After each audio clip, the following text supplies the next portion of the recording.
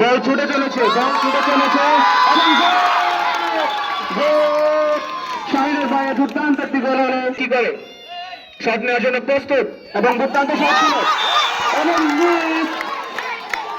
Patwari Kings একাদশের শাকিল দুর্দান্ত খেলে থাকেন তিনি। শট নেওয়ার জন্য প্রস্তুত এবং শট করলেন, গোল হবে কি? শাকিলের পায়ে থেকে এবং এবি সাদিক ব্রাদার্স 80 সহ প্রথম গোলটি তারা মিস করেছেন। দ্বিতীয় শট করলেন আলামিন।